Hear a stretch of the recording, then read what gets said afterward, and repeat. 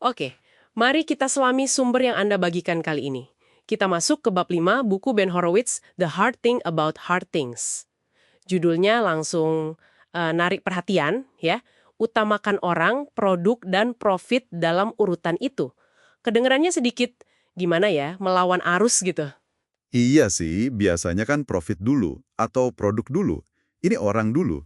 Nah, misi kita hari ini yaitu ngupas kenapa Horowitz percaya banget urutan ini mendahulukan orang jadi kunci buat bangun perusahaan yang benar-benar tangguh. Apalagi pas lagi sulit, ya kan? Pas kena the struggle yang dia sering sebut itu. Betul. Masa-masa sulit, krisis, gitulah. Ini penting banget buat Anda pahami. Entah Anda sekarang pemimpin atau ya baru bercita-cita mimpin.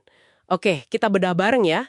Jadi bab ini mulai dengan ide tempat kerja yang baik, maksudnya bukan kantor keren atau snack gratis melulu ya. Bukan itu. Lebih fundamental. Horowitz bilang ini justru krusial banget pas kondisi lagi nggak bagus. Ada contoh menarik tuh, soal manajer yang nggak ngadain one-on-one pertemuan 4 mata itu sampai 6 bulan. Gila ya. Wah, lama banget itu. Reaksi Horowitz keras banget kan, katanya pertemuan ini cara utama manajer tahu kondisi timnya gimana, tempat kerjanya baik apa enggak buat mereka.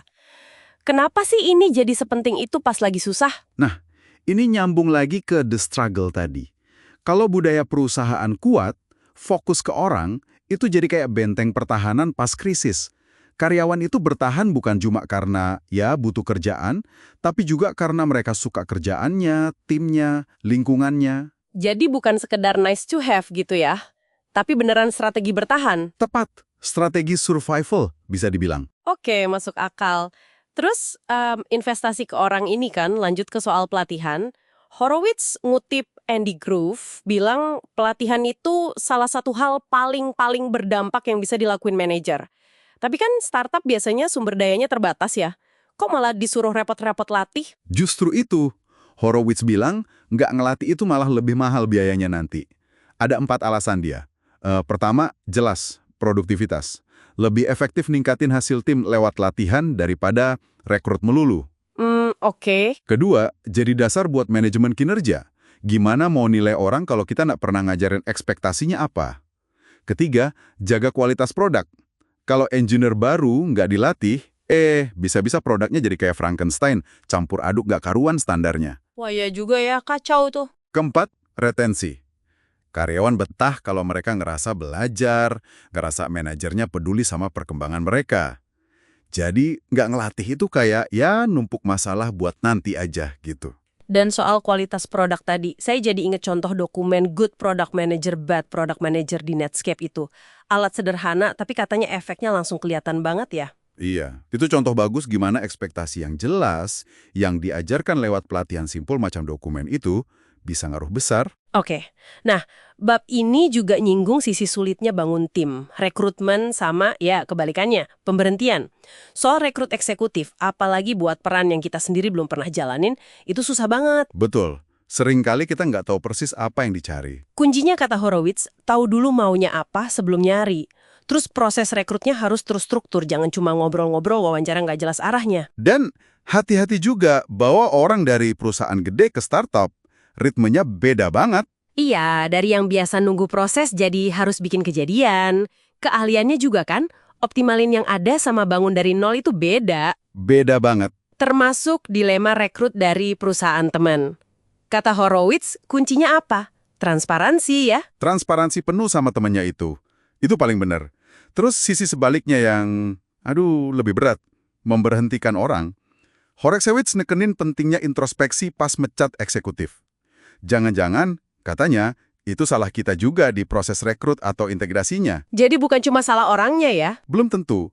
Nah, pas PHK massal, cara kita melakukannya itu krusial banget buat moral karyawan yang masih tinggal.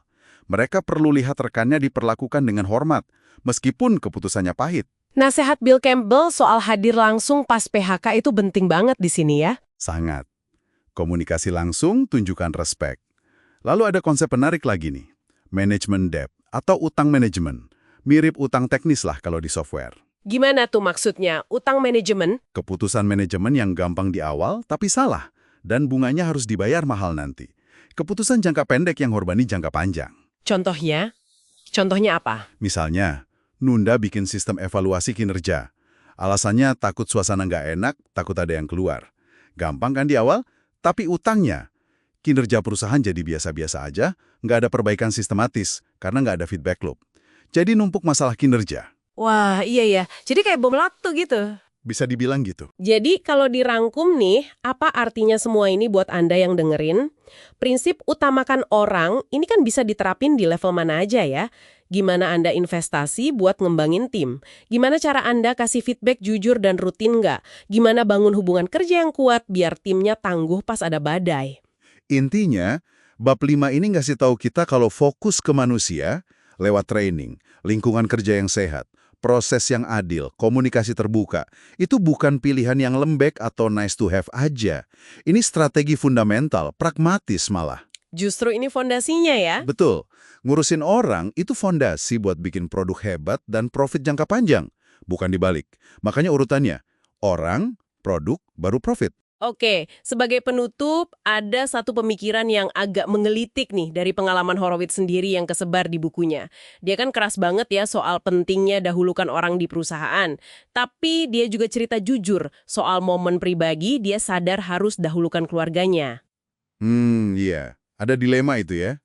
Nah, mungkin menyeimbangkan berbagai prioritas mengutamakan orang yang beda-beda ini, orang di kantor, orang di rumah, justru itu tantangan terberatnya ya. Mungkin itu the hard thing yang sesungguhnya buat seorang pemimpin, sesuatu buat Anda renungkan.